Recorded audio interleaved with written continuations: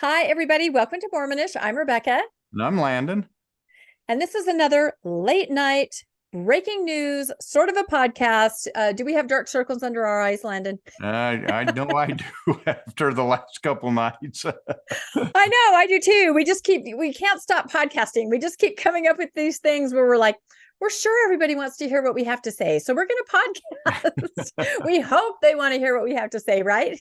We hope so. We hope so. Anyway, pass it on to your friends. That's right. Anyway, I have to point out, my lucky Jupiter talisman-esque necklace. I just, for some reason, found this in my jewelry box. I'm like, well, this is kind of awesome. So hopefully this will bring us luck tonight on the topic that we are going to dive into. We do have a slide presentation. Of course, no one can escape the news that's out there, can they, Landon? Everything is going crazy with Tim Ballard, OUR, and just revelation after revelation in the news. Yeah, this thing's getting bigger and bigger and spreading. It's now hitting the international news stations. Yep.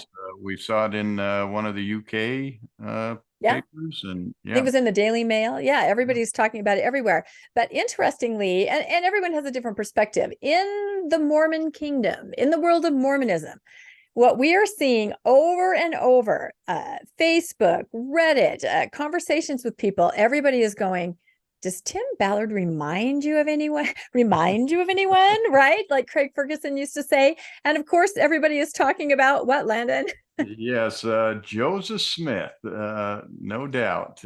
That's right. There seem to be a few more than passing similarities. So we thought that we would kind of gather some. A lot of these we thought of ourselves. A lot of these are pretty self-evident, just from conversations with people, from different social media. So we're calling this slide presentation Joseph 2.0. And you added that, didn't you, Landon? A match made in heaven. I like that. That's right. Some people say match made in heaven. Others will say match made in hell. We'll find out, I guess. That's right. We'll be the judge at the end. But I have to say, I created this picture here just on my phone. And now that I'm looking at it kind of largely on my screen, it's almost having like a hypnotic effect on me. I can't look away. It's like their eyes are following me. I don't know. Are you having that reaction? No, I love this picture because it really brings, we're going to go over how are these two men so similar? And as you look at this picture, a lot of people say, wow, Joseph Smith was this kind of guy. How did someone who did all of the things Joseph Smith do get such a following and establish this church?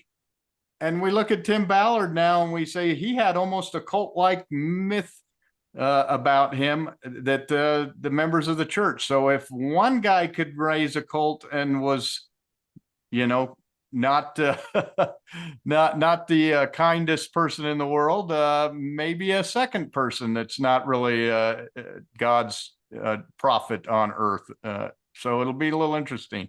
But we wanted to compare that.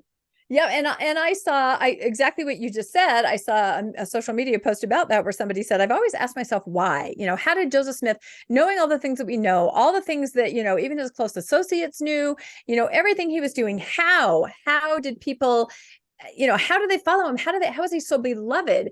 And this social media post said, I see this now. I see how it happens because it's so similar with Tim Ballard.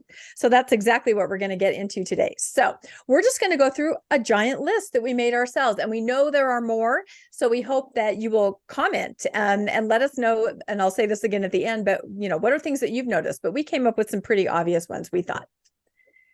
Okay, so the first one is what, Landon? The couple's roost.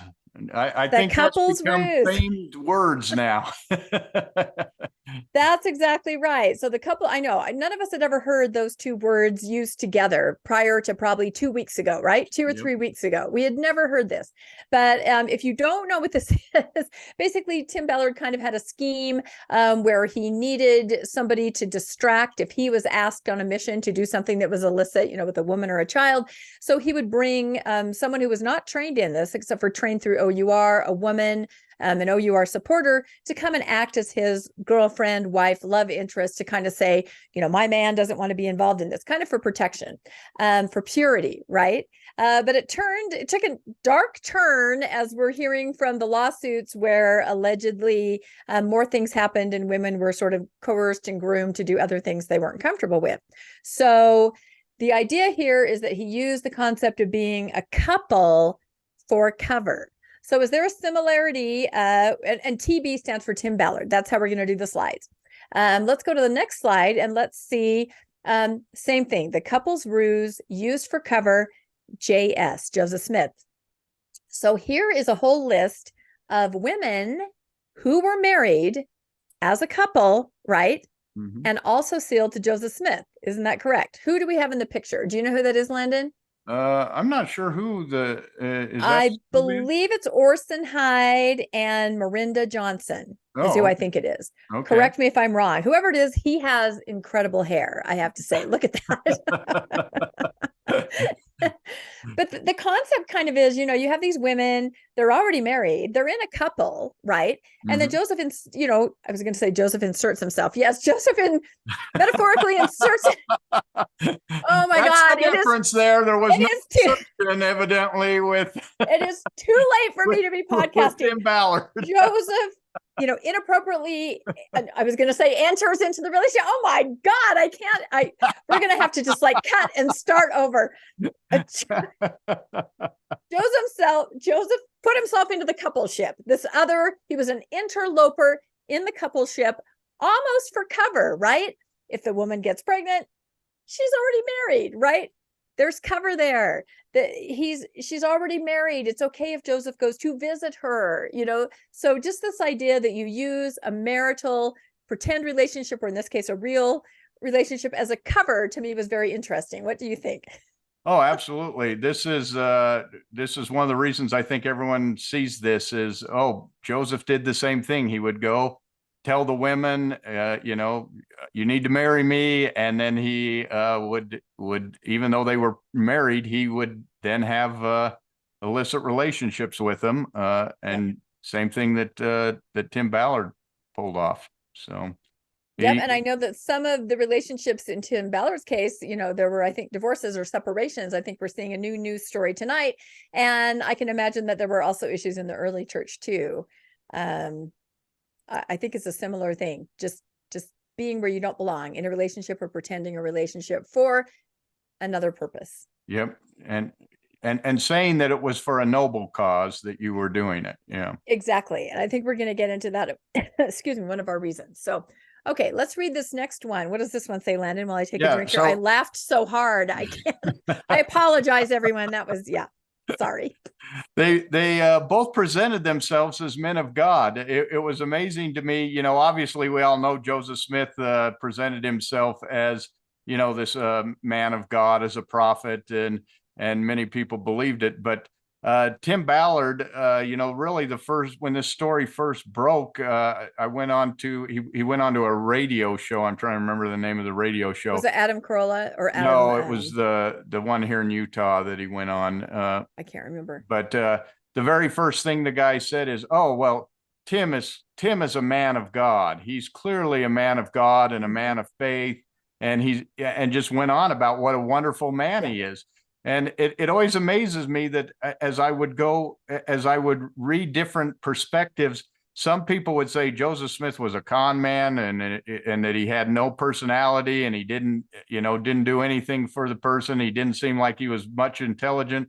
And then you'd see another visitor who would say, he was a very intelligent man, very distinguished, very, and it's like, how are two people describing the same man in different ways? Well, I think we'd see the same thing here with Ballard. He won the radio station that was clearly friendly towards Tim Ballard, and it was conservative, right wing. He's a man of God, and other people would now look at him and say he was a pervert.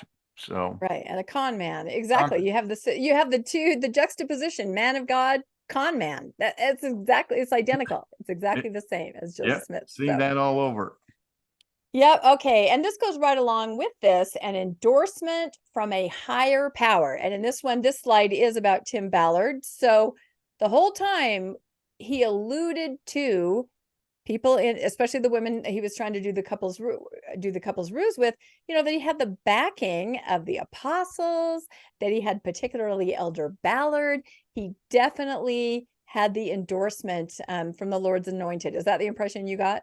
Yeah, not just the Lord's anointed, but there in the top picture, you have Glenn Beck. So you have the media, you have the church, you have Sean Reyes, who's the attorney general in the state of Utah. So you've got the top law enforcement. So you've got, you had the governors touring the OUR. You have actresses from Hollywood participating in this. You had everybody endorsing him as this is a great man that you can all believe in and follow. So he's clearly had the endorsement of many different outlets and many different notable people. And do not forget the highest power of all, Nephi himself. He literally was talking to Nephi. I mean, that was one of the revelations, to me at least, from the suit that came out 2 days ago. I thought that he was just speaking to Nephi through the psychic Janet Roussan. And in fact, in one thing I read, Neil A. Maxwell was there and handed the microphone to Nephi. I guess you need a microphone somehow in the spirit world. And then Nephi spoke. But now we find out that he, on ketamine, was able to talk to Nephi himself. So if that's not an endorsement from a Book of Mormon prophet, I don't know what is. Yep. So definitely, if you believe in this kind of thing, and you have this man of God who has this higher power behind him, you're just going to believe everything that he says, and he can do no wrong. And I think we find the same thing here, endorsement from a higher power from Joseph Smith. Why don't you read that, Landon, our little quote there? And you can see there's an angel there with a flaming sword. So I think you know where we're going with this. Yeah, there's actually 3 different quotes here where he talks about the endorsement that he has. He says, I have been commanded of God to take another wife, and you are the woman. That was to Lucy Walker, who was age 15 at the time. He also, Lucy Walker recounting, said, why should I be chosen from among the daughters of thy daughters, Father?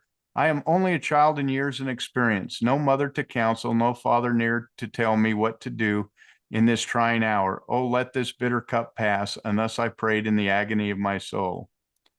And that was Lucy. Sounds like she was into him. Yeah, sounds like she was really into him. That is just so horrifying. Yeah, she didn't want to do it, but he did not want to. Joseph Smith, in response to her hesitation, I have no flattering words to offer. It is a command of God to you. I will give you until tomorrow to decide this matter. So, if that's not manipulation, hey, God has told you to do it. It's okay. It's either do it or, you got till tomorrow, make a decision. And of course, the poor girl has no father or any when she was actually under the care of Joseph. Yeah, and we're going to talk about that later too. Yeah, and of course, she believes he's a man of God. And when a man of God, with the endorsement from a higher power tells you, God is literally telling you, you must do this, and that's why she's kind of pleading there. Oh, take this cup from me. I don't want to do it. But she has to. She has to, because literally God is telling her to do it through Joseph Smith. Yeah. So, when you believe that Joseph Smith is a prophet commanding you from God, then you really have no choice. And it appears that a lot of the people, when Tim Ballard said, Elder Ballard has given the permission and the brethren support me, it's like, well, I get, that's the danger of that mindset of setting somebody up that talks to authorities that think for you. So exactly. I've always heard the quotes that say, beware if anybody says they're talking for God.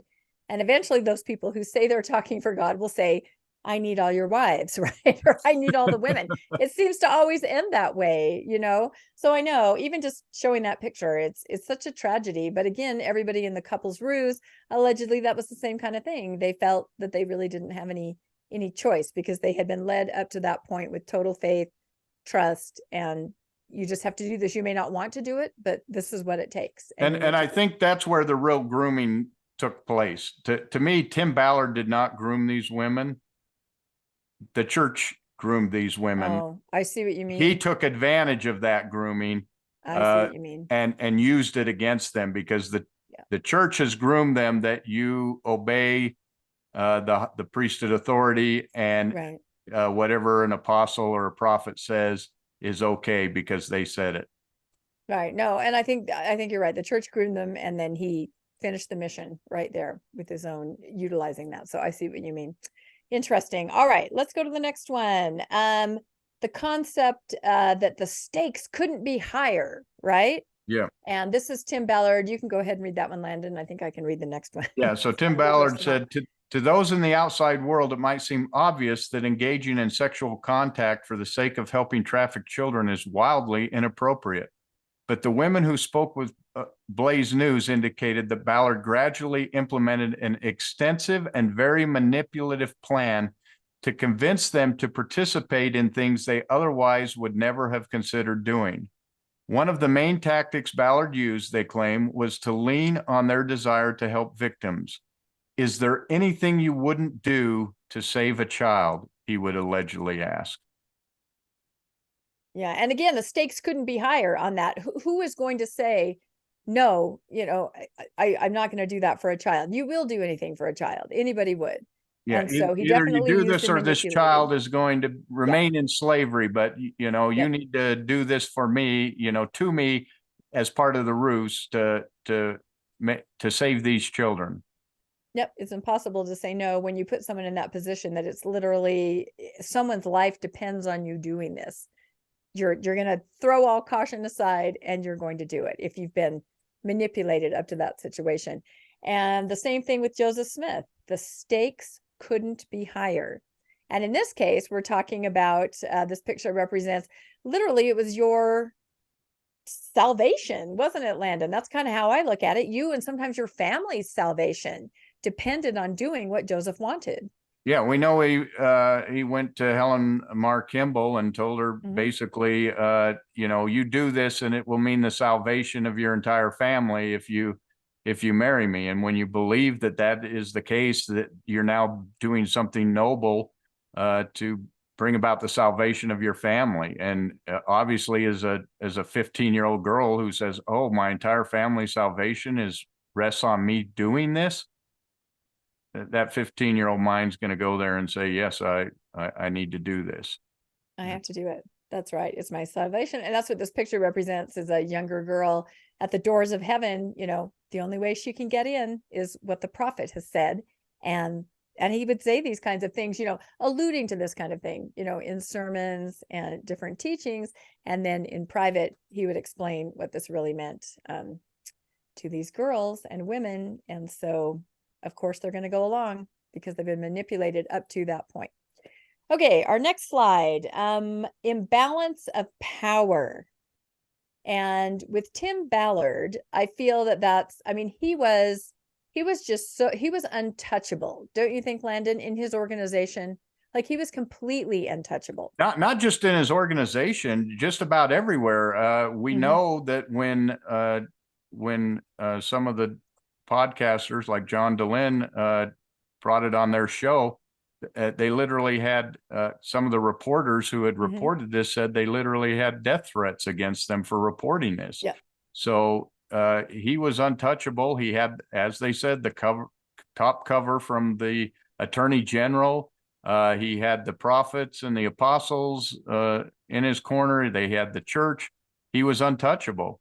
And not only was he untouchable, but he also had what they believed was filled experience that was going to save them and keep them safe. So they would often say to them, do whatever Tim says. He's the expert here. He'll keep you safe. And so the women, when you're in a position where you might feel uncomfortable and he says, do this now, you think, oh my God, my life is on the line here, and you hurry and do it to not only mine, but Tim's and everyone in this operation. I need to pull my weight and save everybody. And so there was definitely this imbalance of power. He knew that when he said to do it, that they would do it. Right. And of course, feeling you don't have the experience as a woman, you don't know, you're very vulnerable and you only can trust him. And so you are never going to speak up and say, I don't know if this sounds right, Tim. You would never dream of saying that because you're told, like you said, not by Tim himself, but also all the higher ups, that he knows what he's doing. So it's a complete imbalance of power. And I think we heard a little bit about that in our episode with Monique, who was a volunteer. Although that was just an office setting, she literally had, a PhD was it social work? Anyway, she had done things like this in other countries internationally. She had a lot of knowledge. She had been on boards of lots of other organizations. And yet, when she worked for OUR or was a volunteer for OUR, she was just kind of in the back office, right? An imbalance sort of there. We're not utilizing intelligence of some of the other people. So just kind of putting them in their place is kind of how and I that's the looked at it. difference between having someone who's trained to do this and someone who's not, because had the women actually been trained as law enforcement professionals, they would not have to rely on Tim. They would rely on their own training and their own knowledge, and they would see right through it as a ruse immediately. Which is probably why he did not use law enforcement people to do this. Yep. So that's a good one. And the imbalance of power with Joseph Smith. Where do you want to start, Landon? He was the mayor, the prophet, the you name it, he was it. He was the general. There wasn't a position of power that he did not hold within the church, within the community, within the civil society. So he obviously had that imbalance of power where he could get you spiritually, he could get you civically, he could get you socially. Anyway, he could destroy you if you didn't play along. And he often did that when a woman, we saw where women would complain about it, and then he would go and testify against them, and everyone would believe him over the girls. Yep. And I think not just the women themselves, but their families. Yep. The parents were manipulated, and the parents were beholden to him on all those different levels that you described. So they were not, able to protect any of their daughters or anything basically that he wanted to happen. Everybody had to do it. So there was an imbalance, and we also see everywhere he went. Yeah, he used a lot of young girls. Not all of them were that, but he would use the younger women, and that would again, that's a lack of training or a lack of any kind of anything. So they were imbalance of power because they're 15 and he's 37 or whatever.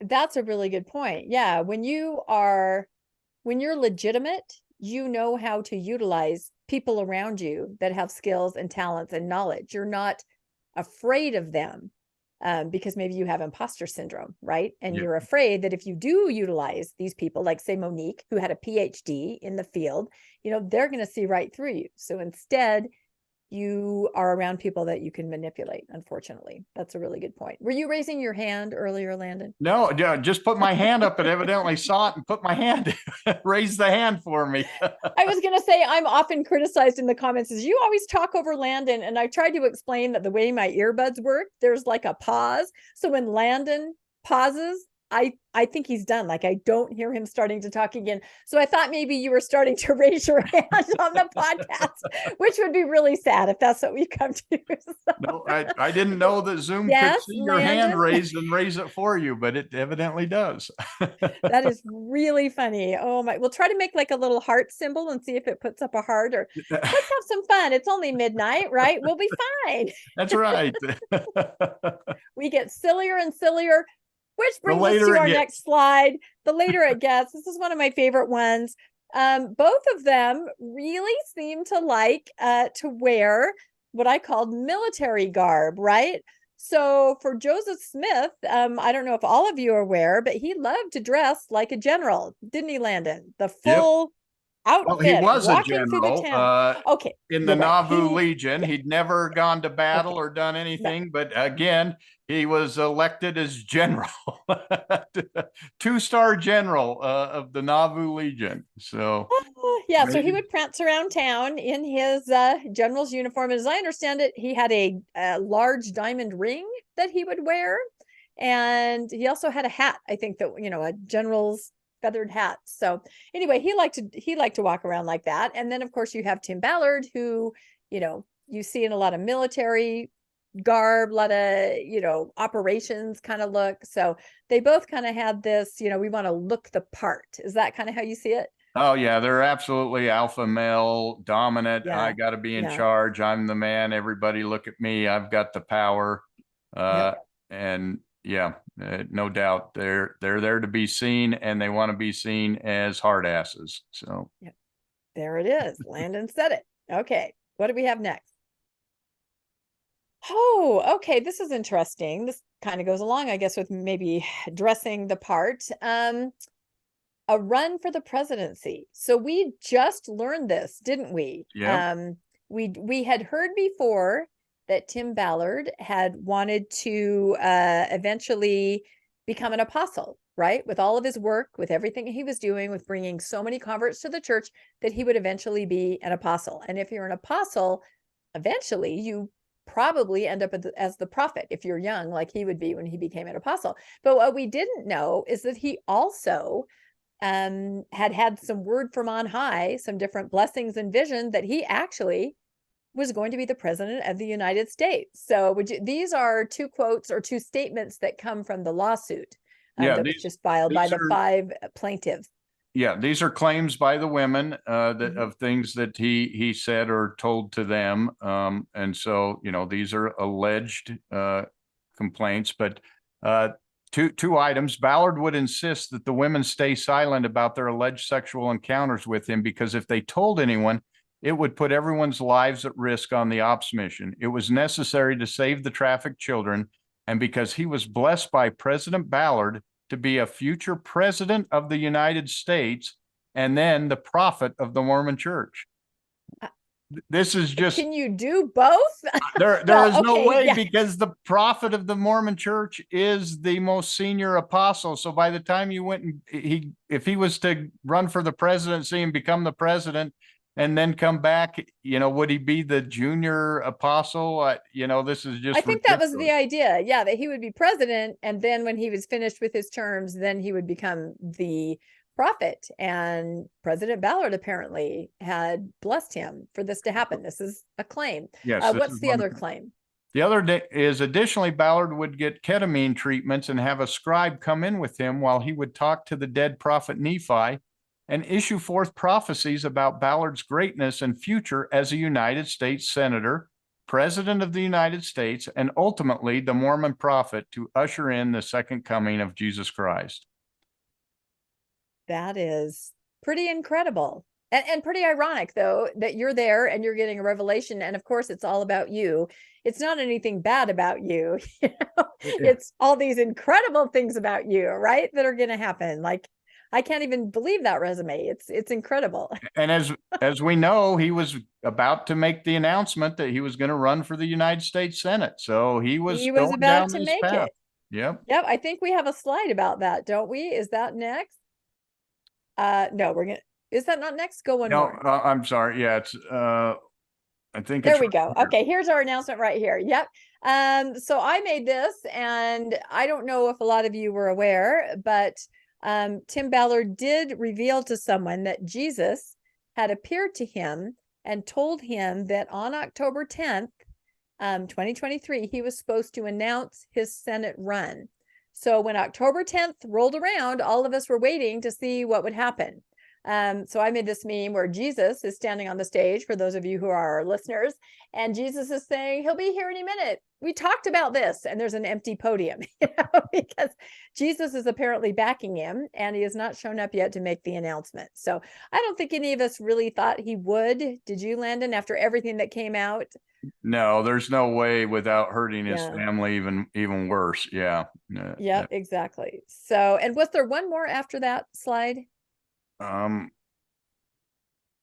yes, there was one more right there, and we just had to see for a second what this would look like in a parallel universe where he's up there at conference. I don't know, can you picture it?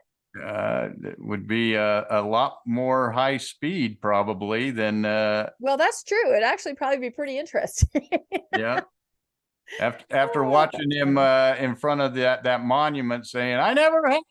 Yeah, that's right. It didn't happen. Oh, and I just noticed that the picture that I chose of conference was from a couple years ago, where they had that nice salad bar so that everybody could reach back and snack during the meeting.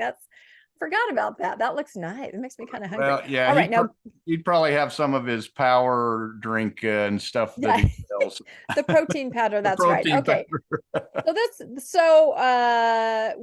What could possibly be similar to Tim Ballard believing that he's going to be the prophet and the president of the United States? Well, we've heard this story before, haven't we, Landon? We certainly have. Yes. Joseph Smith and his run for president. Of course, it's General Joseph Smith. He seems to be promoting the general as a qualification, even though he's never conducted a military operation of any kind, unless you want to argue that some of his forays into to save what was that march called that he led that ended up in a disaster? The one to Missouri? Yes. Yes. Yeah. Zion's camp. Yes, he led Zion's camp. Yeah. Yeah. Well, and he led a group. He led a group to find buried treasure in a widow's house in Salem. So, I mean, yeah. So it says for our listeners, it's a flyer, and it says for President General Joseph Smith of Nauvoo, Illinois, and for Vice President Sidney Rigdon of Pennsylvania. And then we have a picture of what would it look like if Joseph were in the Oval Office, and there he is sitting there clutching a Book of Mormon. Yeah, I think we have some anachronisms in that picture. 50-star flag probably didn't. A telephone. Didn't. I was just having fun. I was just having fun. I finally figured out how to use PicArt, and I'm just going crazy. I must be bored. I don't know. Between that and AI, yeah. Okay. Oh, here's one. All right. So alcohol use. Now with Tim Ballard, we just recently found out from the suit that this was kind of a prevalent thing. We have a picture here of tequila. Apparently that was one of his favorite things. And we also have a picture of a strip club, because apparently that's where a lot of this would happen. Do you want to read that, Landon? This is, again, one of the claims from the suit by the 5 plaintiffs. Yep. However, Ballard was doing the exact opposite. He was consuming excessive amounts of alcohol, tequila, of his own volition, which he drank at strip clubs, massage parlors, and on trips to the point of passing out. For example, he missed a $250,000 speaking engagement a few weeks ago because he was drunk and missed his flight. $250,000 to come speak. Who is paying that? A lot of people are paying it. You've seen the whiteboard. You know how it works. You have seen the whiteboard. That was probably we did an episode. Yeah, Scripture Central or something had a fundraiser or something. Maybe. Oh, you had to go there, Landon. Oh my goodness. We're sorry. We didn't need to say that. Anyway.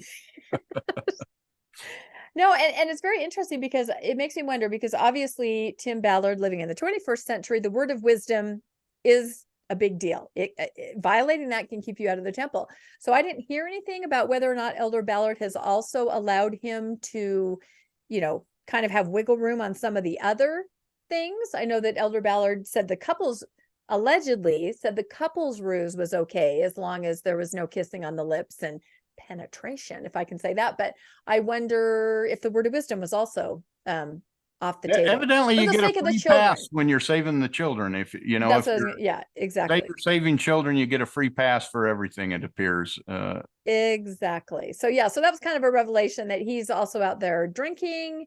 And there were some other mentions of it too, alcohol use, that didn't really seem to be a part of the mission. It seemed to me like he was in these environments and just kind of went and did some of these things. I guess maybe in his defense, he could say I was trying to look the part, but it seemed like it was something that he was embracing, sort of. I don't know. Oh, yeah. There's no doubt that this was something he seemed to have done regularly when he had the chance. So and then there was that really strange thing about, so this proves that he was aware of the word of wisdom, and he wanted to make sure that the women in the couple's ruse kept the word of wisdom, because there was this statement from some of the women that said, if we were forced to drink alcohol, like if a trafficker said, here, have a drink, and you have to stay in character, the woman in the couple's ruse was supposed to take the drink, hold the liquid in her mouth, turn to Tim, kiss him with an open mouth kiss,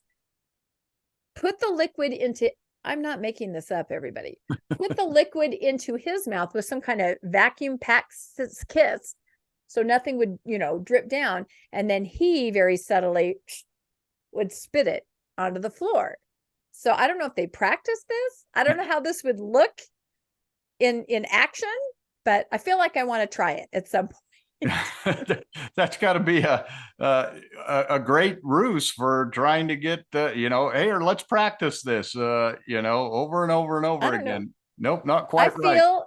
I see where you're going with that. I feel like, at the dinner table, you're visiting a relative and they're serving something you don't like, and usually you're like, oh, this is great. Maybe put it in your napkin. Now you can just kiss your significant other. You've got meatloaf. You're like, and then he spits it on the floor. Grandma's meatloaf.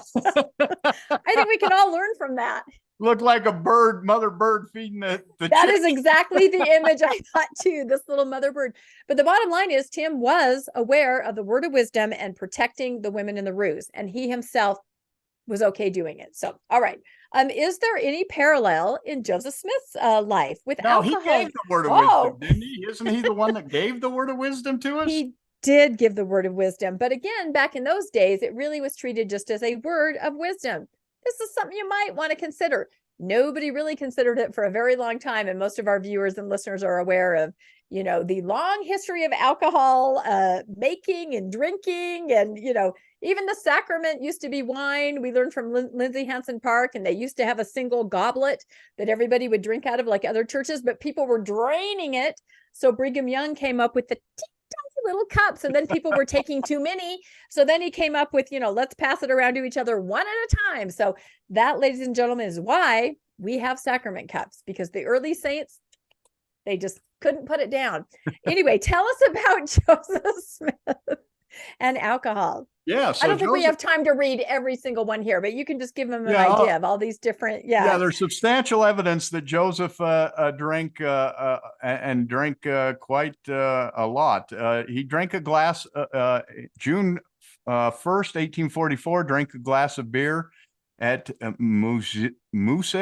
I don't know who that is. And you know what? It'll take us all night to go through everything, but you can just see the journal entries of the times when he drank. And I think the most interesting thing that we were looking at before is at the end. Why don't you talk about the liquor license and how he actually, started an establishment that served liquor and kind of had a monopoly. Because of the word of wisdom, you weren't allowed to drink in Nauvoo. And so Joseph Smith even obtained a liquor license to distribute alcohol from his home. Take a look at History of the Church, Volume 6, page 111, Section 1. Be it ordained by the City Council of Nauvoo that the mayor, Joseph Smith, of the city is hereby authorized to sell or give spirits of any quantity as he in his wisdom shall judge to be for the health and comfort or convenience of such travelers or other persons as shall visit his house from time to time. So evidently that's why it's called the word of wisdom, because in his wisdom, he can serve them as much alcohol as he would. And no one else could serve it. I mean, that's what you're trying to say. He had a complete monopoly on any alcohol in the entire town. That is so brilliant. Man, that would be almost like Utah saying that only the state can sell all the liquor in the state. Well, now, wouldn't that be interesting? Yeah. So yeah, he ran a bar in his hotel. He would drink with others. There's records of him drinking. In fact, he had a brewery put up by Theodore Turley. One of the Turley's actually the one who wrote, descended, I believe, of the one who wrote the Vengeance is Mine, and was a church spokesman. Yeah, so yeah, he was obviously drinking with a lot of different people and was quite well known. In fact, I believe somewhere we read that he was had a drink the day he was killed when he was in the jail. Wine. Yeah. Yep. The day he went to Carthage. And I would say, with a day like that, he deserved to have a glass of wine in the morning, I think. But yeah, and it was a different day. I mean, it was. And we know that the saints brought coffee and tea across. So it was different. But, definitely alcohol use plays into both. Yeah, but the fact that nobody else in Nauvoo was allowed to drink, except for him, and whenever he said it was okay, that goes right along the line with what we just saw with Tim, where he's not supposed to drink, but it's okay to drink because of my mission is important enough. I can drink and I can make those That's calls. a very good observation. I wonder if Joseph ever used the little mother bird technique, as I'm going to call it now. Do you think he ever tried? I'm thinking he probably set that bar up and had all the girls over and had all kinds of bar games and drinking games. Yeah, if anyone has tried this or wants to go try it now, turn the podcast off, go try it with your significant other, comment back, let us know how it goes. I just picture like this drooling and the traffickers going, who are these people? I mean, I don't know. We should not even make light. We shouldn't. So I apologize. Okay. The patriarchy. And, that's just something that's prevalent in both eras. With Tim Ballard, I feel that the upper, management of OUR, it's definitely very male centric. We've heard from our friend that was a volunteer, Monique, our episode a couple of weeks ago, that they were out in the CrossFit gym doing CrossFit, all that, it was definitely this male driven kind of an environment. Is that how you saw it, Landon? Yeah, it was male driven. Now there were women in leadership positions, but it almost seemed like that some of those women, I don't know if they were recruiters or what, but Roussan is named as a defendant in the lawsuit. The psychic Janet Roussan, almost as if she was part of the operation. I don't know, these are alleged, and we just know that she's named as a defendant in the lawsuit as part of it, as being complicit. That's true. And I think sensing this patriarchy, I think it's hard for any women that might feel uncomfortable or that there might be something wrong to go and talk about it. And think about it, when they did take the claims, these plaintiffs said they first went to OUR. They wanted it all handled internally, and they didn't really necessarily get the result that they were hoping for.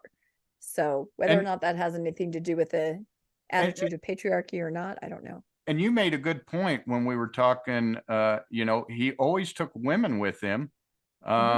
Why wouldn't he have taken a man with him and said, "Oh, we're gay. We're a same-sex couple. We're a same-sex couple who likes boys or whatever." And that's true. Then you wouldn't have to have done all this ruse. That would have been a perfectly legitimate ruse that he could have run, but he didn't. It was always. But he didn't do that. Yeah, that is very interesting.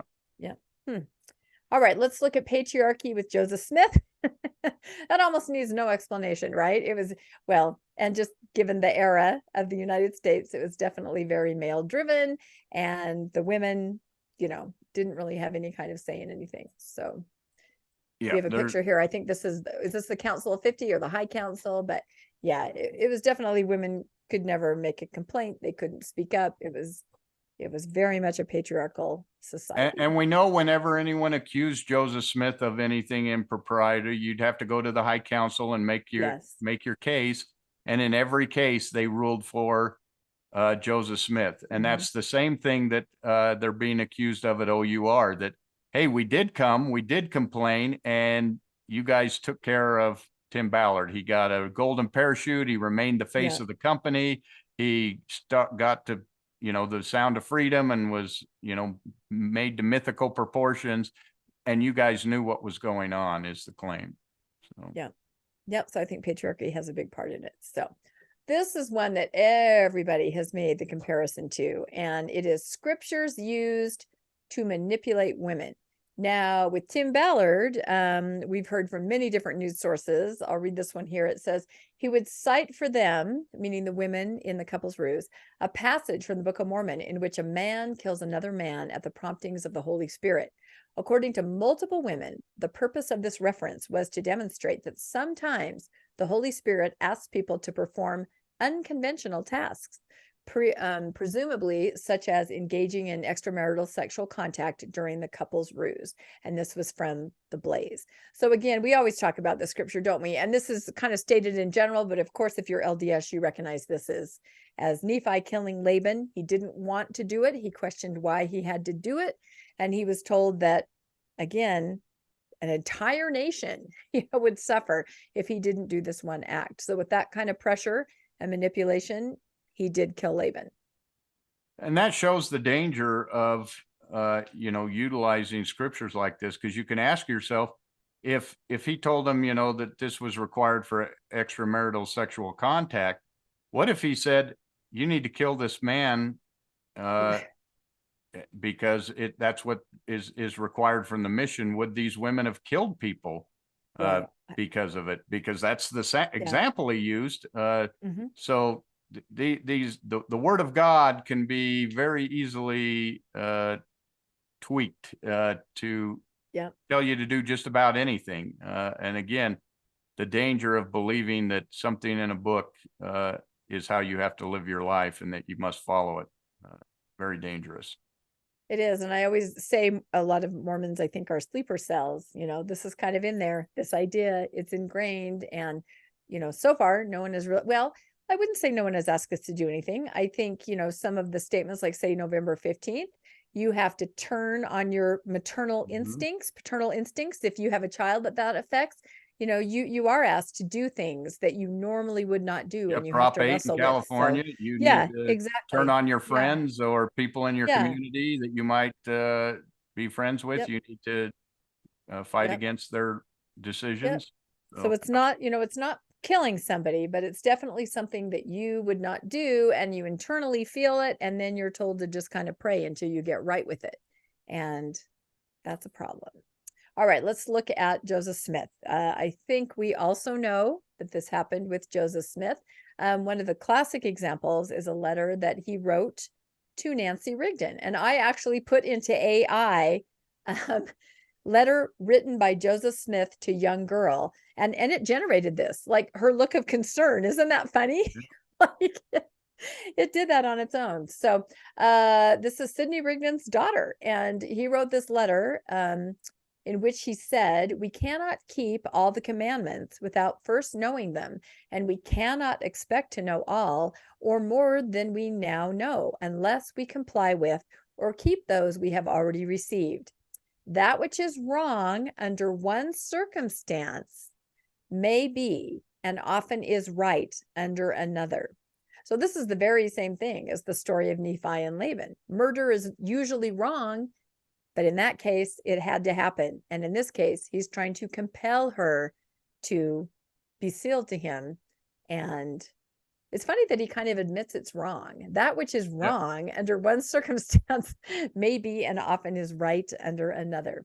So definitely using, and everyone would be familiar with these stories in the scriptures and his teachings. And so Nancy would know exactly what he was trying to compel her to do. With that AI generated picture, I'm going to manipulate the scriptures and say the glory of God is artificial intelligence. I think that's at the entrance of BYU, isn't it? Is artificial intelligence. I think it is too. Yeah. No, I love this picture. So yeah. And I think this is just one example. There are many examples of, twisting the scriptures to try to get people to do things. So both of them had that in common. They both used that, I think, extensively, honestly. Yep. Ooh, okay. Fear tactics. Here we go. And I will say there's a lot of overlap, I think, between some of these, but we tried to just kind of pull out some of the more specifics, even though there are overlaps. So fear tactics. Can you read that, Landon? Yeah. When asked about practicing couples ruses, Ballard told Blaze News that during OUR trainings, people pair up and pretend to be in a couple situation. You don't want the first time that they're together to be in a cartel setting. So you have to practice to make sure this person knows what they're doing. He also insisted that such practices were always conducted in groups and that he would not have been alone with a female operative during such practice sessions. Other women mentioned engaging in sexual acts and being in various states of undress with Ballard while on a mission, sometimes even while at their private accommodations when no one else was around. According to the women, Ballard would argue that they had to maintain the appearance of a romantic relationship at all times during a mission because suspicious traffickers might be surveilling them at any moment. Yeah, and I think this is from Blaze. I should have put the attribution there, but yeah, exactly. The idea that you've got to get this down, our chemistry, because the cartel, right? You don't want the first time you try this to be in front of the really, really bad guys who literally your life might be at stake. And also you're always being watched. They're always there. So there's this nebulous, player in all of this, the cartel, right? And they're out there and they're everywhere. And so you have to do exactly what Tim says all the time. Yeah, it's amazing that they always say that God is always watching, but then they try to tell you what you can do in the bedroom. Yeah. When Well, God's as we watching, again, another fear tactic. Oh, God's watching what you're doing, but here he evidently wants you to do all that stuff. So yeah, that is a little confusing. Yeah, exactly. Because it's right. You are told that he can see everything. That's what being omnipotent and omnipresent is being, right? Yeah, but this definitely worked, I think, on women who were not experienced, in a foreign country, being told, you gotta follow what I'm saying because you don't know. And who are you to say? You really don't know. And so you do have to, for fear of your life, for some reason it sounded believable. And of course, this is all alleged. We'll say that again, but it was believable enough to them that they felt they had to do it. So did Joseph Smith ever use any fear tactics? Oh my, what's that? An angel with a flaming sword? Yeah, so these are some great quotes that I snagged over from things you missed in Sunday school. There was definitely that sense of fear if you wouldn't go along with what Joseph Smith wanted. Joseph told associates that an angel appeared to him 3 times between 1834 and 1842 and commanded him to proceed with plural marriage. When he hesitated to move forward during the third and final appearance, the angel came with a drawn sword, threatening Joseph with destruction unless he went forward and obeyed the commandment fully. Terrifying. And I command mine handmaiden, he's now going to use this on his wife, Emma Smith, to abide and cleave unto my servant Joseph, and to none else. But if she will not abide this commandment, she shall be destroyed, saith the Lord. For I am the Lord thy God, and will destroy her if she abide not in my law. So this, I believe, is when Emma was saying, well, gosh, if you can be sealed to all these people, right? What about me? Tit for tat, right? But no, she's going to be destroyed. So I think this was an overarching concept for everything he did. I'm sorry. An angel threatened me. He's probably threatening you. We've got to do this.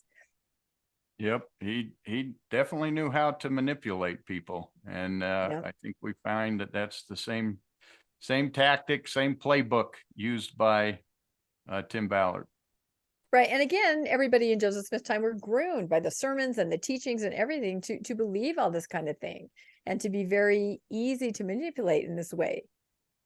Yeah, it's almost like Tim Ballard learned from Joseph Smith, like he was a follower or something of Joseph. Could it be? Or it could just be that, I'm guessing we could probably do a slideshow like this about other cult leaders. I think the tactics are just inherent to human beings. I think certain types of personalities know how to manipulate others, and some take it to the extreme, like perhaps these two. But I think these traits, I think we can find these in others. Oh yeah, definitely. The narcissistic misogynist is alive and well. Is alive and well. Okay, the next one we came up with is the insistence on total secrecy. Why don't you read this? How did Tim Ballard do this? Yeah, many women also claim that Ballard frequently demanded that they erase the digital traces, that should be, of his conversations with them, including and perhaps especially explicit conversations. He had me delete everything, one woman explained to Blaze News. He would call at night to say, hey, you scrubbed your phone, right?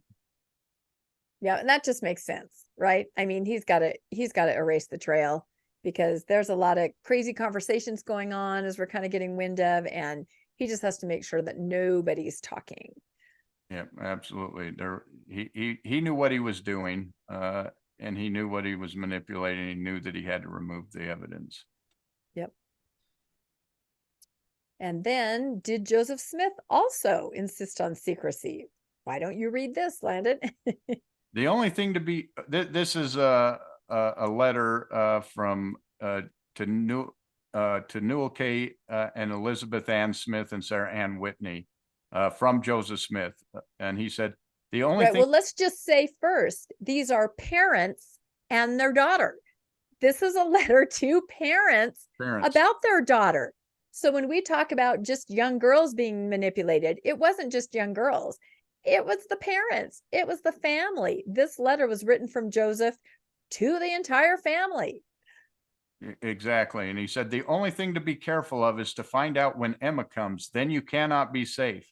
But when she is not here, there is the most perfect safety. When I see you, I will tell you all my plans. I cannot write them on paper. Burn this letter as soon as you read it. Keep all locked up in your breasts. My life depends upon it. Wow. We And see. again, I put this into AI and I said, concerned parents with a letter from Joseph Smith. And this is what it came up with again. And their faces are just like, what the hell? But not really, because they were like, okay, that makes perfect sense. We'll bring our daughter to you, when Emma's not around, and we'll find out what else you'd like to do. Yep. You can clearly, there's many, I just inhered the manipulation, my life is in danger. Yes. So that's why you need to do it. His life's in danger because if Emma finds out. It's in danger because of Emma. Yeah. No, but there are other examples of this, but this is one of the most egregious ones, I think, to write to parents and say, you've got to bring your daughter to me. So. All right. Another one that we came up with was isolation from your support system, right? Yeah. And so how did Tim Ballard do this? Do you want to read that? Yeah, despite the importance that obvious physical chemistry supposedly carried in a couple's ruse, Ballard, whom some described as a bully, would also insist that the women stay silent about their alleged sexual encounters with him. In addition to keeping the information from their husbands or boyfriends, Ballard reportedly instructed them not to tell their direct supervisors or other leaders at OUR, some of whom are Ballard's relatives. Nobody would ever understand why we did those things, he would allegedly say, one woman said. So there again, don't tell your husband, don't tell your supervisor, don't tell anyone that works with us.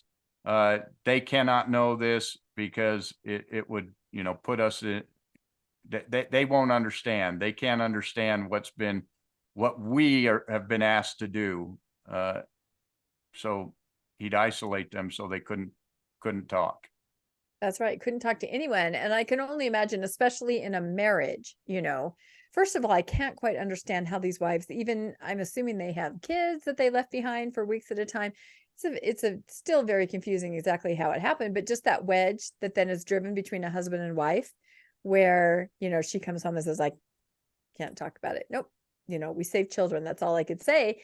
But inside, she's got that cognitive dissonance going, kind of like, what did I do? What did happen? I can only imagine that was extremely isolating, that nobody could know what you had experienced.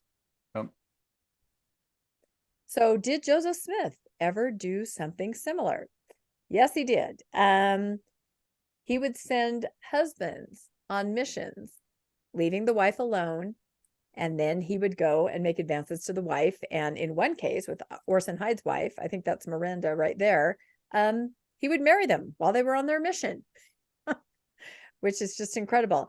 Young women were often invited into Joseph's home. If they didn't have parents or their parents couldn't take care of them, they would be there as, house help. Here we have a great example. We have Eliza and Emily Partridge, who were sisters. And what did he do with those sisters, Landon? He married them individually. And then after he was able to convince Emma, Emma didn't know he'd married them. He then married them again, this time together. So a double marriage. That's exactly right. So again, they were alone. They were not with their parents, and they were in his house. And so isolated from support system. The last one says secrecy among friends. Nobody could really tell anybody what was happening, or explain to each other, or just run it past another person, right? Am I off in thinking that he wants to marry? They couldn't ask that. They couldn't do it. They were completely alone and separated. And that's when somebody is completely vulnerable. And I think we see this in both situations. Yeah, in often cases, he was promising the parents that he would take care of these girls, and then he'd end up marrying them in their absence. So yep, that's exactly right. What do we have next? This kind of goes along with that. The women suffered in silence. So in terms of Tim Ballard, and this is from Blaze again, Then, after women had engaged in sexual activity with him, Ballard used their encounters to his advantage, holding these encounters over their head to pressure them even more forcefully into silence. The women claimed, Ballard says, we will have so much shit on each other. We will be deterred into silence on all things forever. He allegedly wrote in a text, according to a screenshot seen by Blaze News, mutual assured destruction. So it's basically, you want to tell somebody about me? Well, I can tell somebody about you, right? And that's a very scary position to be in. That is terrifying. So I'm sure the women felt like, we can't say anything because he, we were there. How do we explain what we did? Because in hindsight, I think they probably do start looking at it with cognitive dissonance and think, oh my gosh, what did I do? Was it okay? How can I explain it? So they definitely couldn't talk to anybody else, like we mentioned before. Women suffered in silence. Joseph Smith, how did he pull this off, this tactic, Landon? Well, this is a picture of Joseph Smith starting the Relief Society. And as we know, of the 4 women who initially were in the Relief Society presidency, he was secretly married to 3 of them, and none of them. Yes. And none of them knew. And probably half the women, or more than half, in the Relief Society, right? Yeah. No one knew. He was married to all these different women, and yet they didn't seem to know about it, and they couldn't talk to each other about it because it was, as we all know, kept secret. Exactly. And he would preach these, these lessons to the women. Anti-polygamy is what they were talking about all the time in Relief Society. And I can just imagine sitting there going, okay, but is it just me? I mean, yeah, because they all knew Emma was his wife. So if they were married to him, they certainly knew he was practicing polygamy. Yep, that's exactly right. And you know that Emma was suspicious, looking at everybody, with the evil eye. Can you imagine just the jealousy that must have existed, that undercurrent of jealousy? It just must have been palpable, I would think. And yet silence. Nobody could reach out for any support or help anywhere. Yep, absolutely. And all right, now that was kind of going over, how the situation was, some of the attributes. Now we'll kind of get to what happened. Eventually it all blew up publicly, and that pretty much happened in both scenarios, didn't it, Landon? Yep, absolutely. You can see that here's Tim Ballard in front of that monument that he made such as impassioned. I didn't do this. I never did this. I didn't do that. And then on the left there is a picture of the riot to Nauvoo as they burned down the Nauvoo expositor to silence everyone. Try to keep That's right, because a lot of Joseph's activities came out in the Nauvoo expositor and people started talking about it. So everything became pretty public pretty quick. And the other picture, of course, is, just the media everywhere, at podcasts, at newspapers and talk shows. Everybody's talking about this. And at the time, Joseph Smith was a candidate for president. Yeah. And that ended his presidential hopes because, as we know, he was taken to the jail, Carthage jail, and then obviously he lost his life at that point. Same thing, Tim Ballard was just about to announce his candidacy, and that's when it all blew up. Yep, that's right. This is a good one. Church leaders give condemnation. So with Tim Ballard, that's kind of how this all started, right? Mitt Romney says, I'm not going to run for Senate. Sean Reyes says, I have somebody who might be a great person. And we all, figure out that it's Tim Ballard. Suddenly a Vice article comes out where the church leaders very strongly say he's not a good guy. Yeah, they definitely denounced him right away and tried to clear themselves from him and separate themselves from him. Yeah. And in Joseph Smith's time, I called it church associates give condemnation, meaning that a lot of his apostles, a lot of his associates were saying, you have got to stop this behavior, right? Talking about polygamy. Well, we know Oliver Cowdery was excommunicated for saying that he was involved in an affair with Fanny Alger. Right. We also know William Law, and that he came out and printed in the Nauvoo Expositor what was going on, and he was the first Yep. counselor in the first presidency. So he Yep. And clearly knew Austin what was Cowles too. going on. Yep. Austin Cowell, who was on the High Council. So there were associates and people who clearly came out against him and said this is wrong and condemned him for his actions. So similar in that they both received condemnation. It'll be interesting. Joseph always seemed to be able to wiggle out of it. And we'll see if that same thing happens with Tim Ballard. Well, I know a lot of faithful members at first didn't even believe that that was a statement from the church. I mean, that was what was really interesting, because they released it in Vice magazine or Vice News. They said, oh, there's no way. Now I think they're starting to realize, okay, I think there might be something to it. But again, you're right. Sometimes you can wiggle out from these things. And just because Tim Ballard's been accused of these things, there's obviously going to be some sort of whether a trial or whether they settle beforehand. Yep. But there's no guarantee that he's going to be convicted or found guilty of any of these actions. In fact, it's probably fairly likely that he may not, because he is in Utah. This does involve, the case will be tried in Utah, which means at least half of the jury members are going to be LDS. The lawyers on both sides, he's very LDS, and I'm guessing he's going to have LDS lawyers. The lawyers for the women are LDS. You're going to have a lot of LDS people in there, and it's going to look like a trial of their church. And some people are going to be very uncomfortable with that and say, I'm not going to convict this guy. This looks like it could be that the women were involved just as much as him, or, make these statements or see things differently because they say, no, they couldn't see that scripture that way. Certainly that's an excuse. And then they'll find for Tim Ballard in that case. So this isn't a done deal, and he may very well get out of it, just like Joseph Smith has always been able to get out of it. True. However, it really looks like he was actually excommunicated. So at least as far as condemnation from the church, it seems like that might be a done deal, at least for now.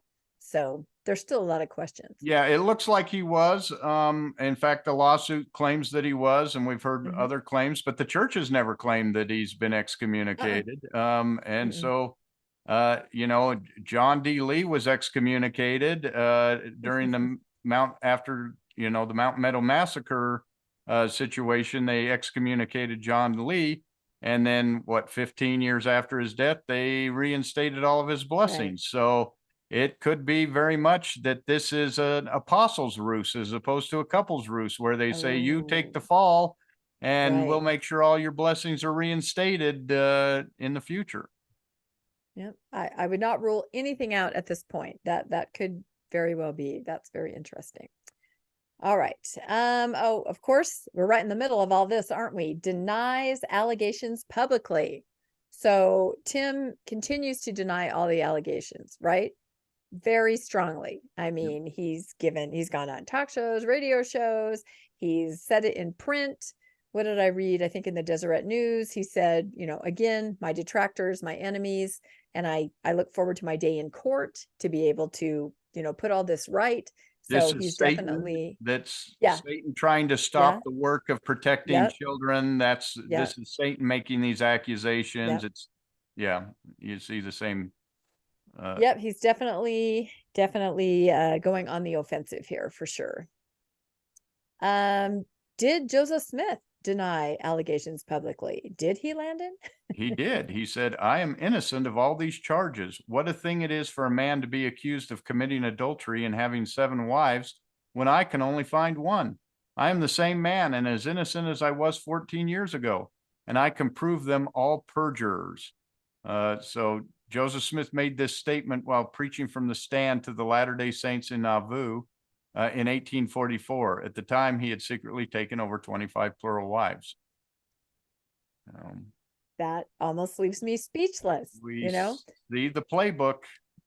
Well, and it's interesting because what did John Lunwell say? One of our favorite guests. He said something like, normal people can't understand that some people literally can just lie like that.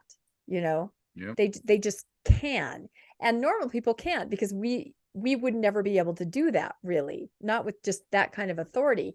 And so you can be taken advantage of by somebody that can just, I want to say maybe sociopath, or do you know what I'm saying? Yeah. He and I had a conversation about this once like that, and he Yeah. thought Joseph Smith was like that. He just bold-faced, unabashedly could do something like that. Say, I only have one wife, and he's sealed to 25. So It's how they're able to do this is these are people who have no scruples. If you have no scruples, you can tell any story. You can take advantage of any women, any people. You can take their money and no shame at all in it. And if these allegations are true, that's exactly what Tim Ballard does. He was taking money from people to save children while doing all of this stuff, while breaking every covenant. He was there to get people on the covenant path of the church while he was completely off the path. But he was justifying in his mind that as long as he was saving children, he could do all of these things. And he was hurting all of these people. And he takes no responsibility, and he seems to have no problems with it. So if these allegations, come to be proven true, that's the kind of person that we would be dealing with here. Yeah, I think you're right. And I think we're getting to the end here of our list, our lengthy list. This one is claims of being harassed by the press. And I think this is Tim Ballard, even though it says JS. I think this is Tim Ballard because we have quotes for Tim Ballard. Mr. Ballard vehemently denies the allegations brought by these unnamed women. The statement said he looks forward to vindicating his name in the courts, where evidence and not unsubstantiated accusations in the media decide the outcome. As with all of the assaults on my character and integrity over many years, the latest tabloid driver's sexual allegations are false. They are baseless inventions designed to destroy me and the movement we have built to end the trafficking and exploitation of vulnerable children, Ballard said last month in a statement. So that's pretty much what you had said before. Just everybody's against, trying to stop this work. It's absolutely untrue. And saying that I'm being harassed. The tabloids are after me. Everybody's claiming all these things about me, and they're not true. Well, and it's funny that he attacks the media and says unsubstantiated accusations in the media, but are the accusations unsubstantiated from the church? Because the church, excommunicated him. So are those unsubstantiated accusations? Is the church trying to end trafficking and exploitation of vulnerable children by their allegations? So by his own statements here, he is saying that the church is also doing the same thing, and the church must be against his his movement. So right, out to get him. But yeah, that's a really good point. But he does not ever mention the church being against him at all. He's pretty much silent on the church. Or Glenn Beck. Glenn Beck is media, but these are supporters, and OUR, the organization itself removed him from leadership. So again, he must be saying that OUR is there to destroy the movement that they are over. They're there to destroy themselves, evidently. Yeah, but he's not mentioning any of them. He's just mentioning tabloids and press. And I believe this is actually from the Deseret News, I think, if I got to be better at attributing here. But yeah, he's not mentioning any of those people or organizations you just mentioned. He's just talking about the press and the tabloid and his detractors. And so, yeah, that's kind of interesting what he left out. Okay, so was Joseph Smith ever harassed by the press, ever? Let's see, there's a couple quotes here. Again, I borrowed these from things you missed in Sunday school. We are here commanded to destroy the printing press, from whence issues the Nauvoo expositor. And if resistance be offered to your execution of this order by the owners or others, demolish the house. So Joseph Smith, of course, we're mostly all familiar with this story. Affidavits claiming Joseph Smith practiced polygamy appear in the Nauvoo Expositor, and the quote I just read Joseph, as the city council, right, as the mayor and the city council, issues this command that the press needs to be be destroyed. I'm being harassed by the press. I need it to be destroyed.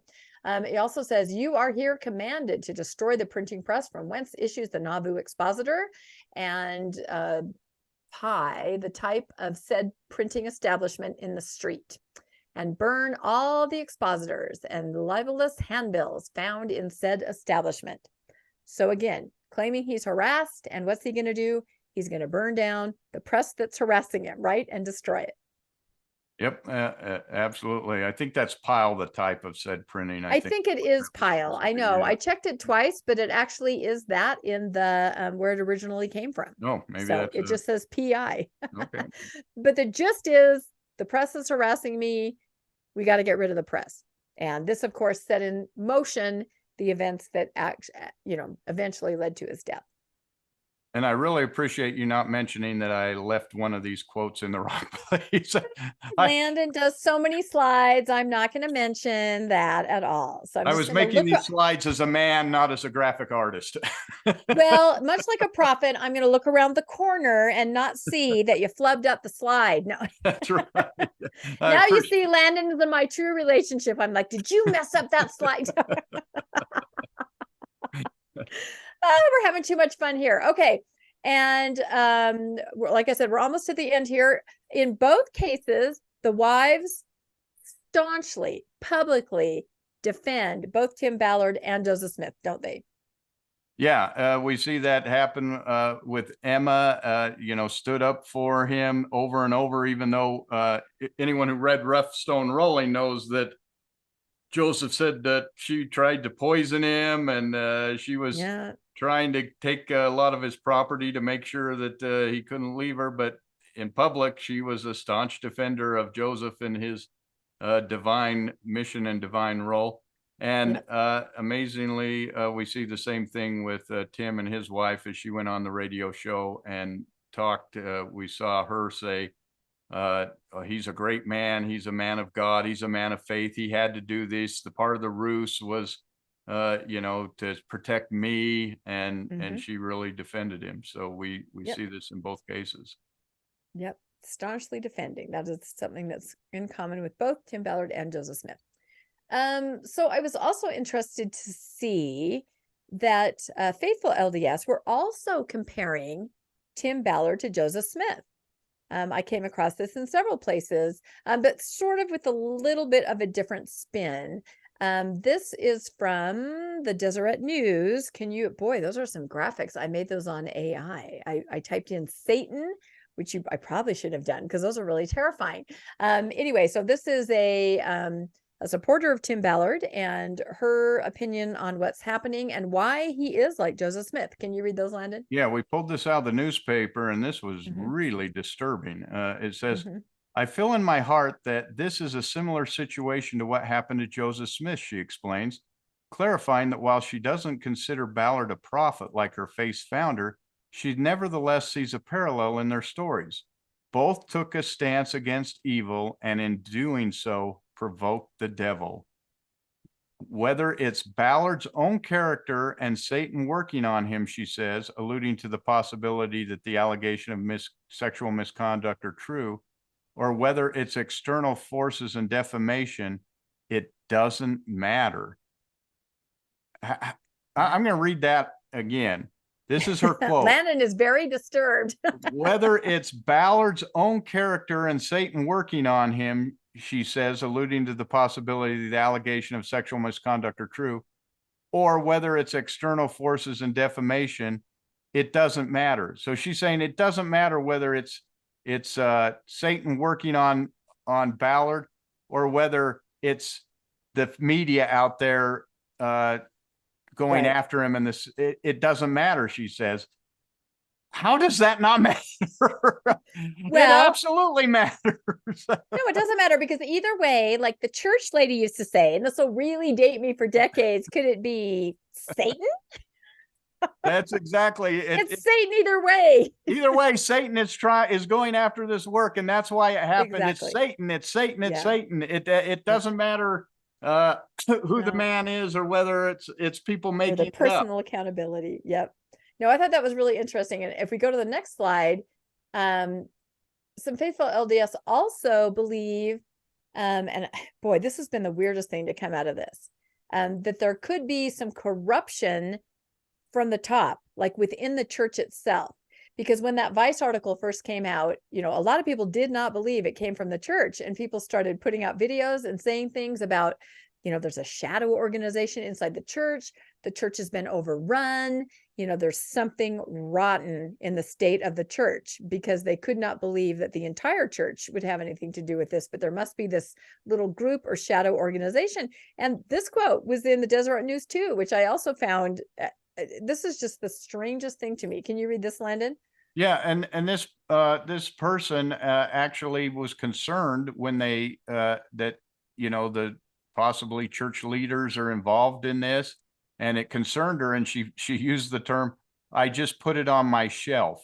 Yeah. I don't know that she knew what that Yeah. term means in terms of what post-Mormons know, but she said one heavy item, or that they described one heavy item she's recently been able to take off that shelf, has to do with the wild allegation that top Latter-day Saint leaders are involved in satanic ritual abuse, an unsupported rumor that she says had been going around her circles. So circles within the church are saying that top LDS leaders are involved in satanic rituals.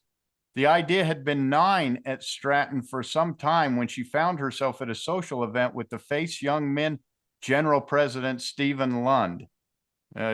We all find ourselves at, things with the general authorities. She must be a pretty she must be connected connected person. Yeah.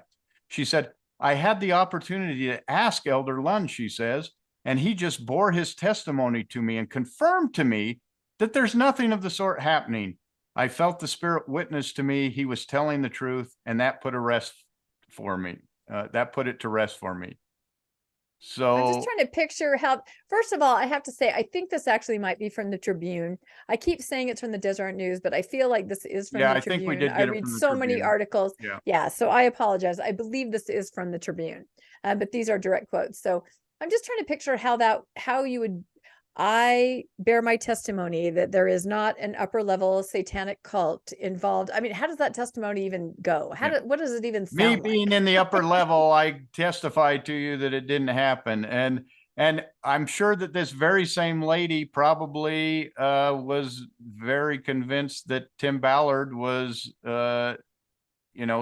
saving children and was a man of God. And when she met him and was told that she believed that as well. I mean, I'm not saying there was a satanic ritual abuse by the brethren. I'm just saying that I've never heard that. Taking that advice though from someone who's within that organization and saying, no, he told me, it's like buying a used car and saying, oh, well, the guy's manager, the salesman's manager told me that they don't sell cars that are lemons, You're like, oh, perfect. But we did see that video from the mother and daughter, I think it was, talking about corruption and rot in the church. So definitely there's some people coming forward saying there's a problem. I had not heard this upper level satanic, whatever this conspiracy is. But anyway, there's just a lot of crazy ideas and thoughts going on, and people are trying to sort it out. Nobody knows what to think. Everybody has cognitive dissonance over this. I think everybody does. All right, let's look at our next slide. Okay. So I'll say that even the faithful LDS, and this is how it applies to Joseph Smith, believe that there's past corruption from the top, right, Landon? Yeah, we've seen that in several of the arguments that Joseph Smith was not a polygamist. Exactly. And that's all hidden corruption from the top, that Joseph Smith was killed by compatriots inside the Carthage jail. Yeah, Willard Richards and John Taylor. And John Taylor, and that Brigham Young wrote all the journal entries and coerced everybody to write their journal.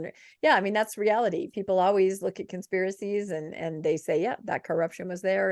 And in both these cases, the goal of these ideas is that the person, either Joseph Smith or Tim Ballard, must be kept apart from it, pristine, untouched, right? It can't be them.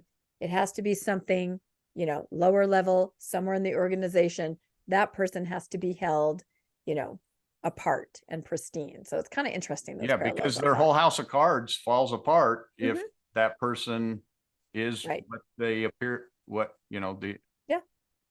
the accusations say that they are. Somebody out to get them, the institution out to get them, someone's trying to frame them. You have to make sure that they're untouchable, and that means everyone else is thrown under the bus. So it's an interesting way things play out, I think. Okay. Oh dear. Okay. I didn't realize that would be so big on the screen when I made that. Yeah. Put that picture on the slide. Anyway, poster hanging in your room. No, I still have Andy Gibb hanging in my room. I'm a purist. Now you're dating. The poster I had when I was 12, I still have it in my room. That's right. No, that and William Shatner. Those are my two love interests. I revealed too much. No, tattoos. Tattoos is, we don't know if this is a commonality at all. That's why we have a question mark after it. But of course, we know that Tim Ballard had some henna tattoos so that he could fit in with the rough trafficking looking kind of a person. We all learned a new Spanish word, which I won't go into, but that's tattooed right there. What I've now learned is called a groin tattoo. Didn't know that either. I've learned so much. But we wondered, are there any tattoos? So don't go to the next slide yet, that apply to Joseph Smith. So we kind of put it out there and asked some people if Joseph Smith did have a tattoo, what might it say? I'll show you what the winner is, and then we'll go through some of the other ones. Let's go to the next slide.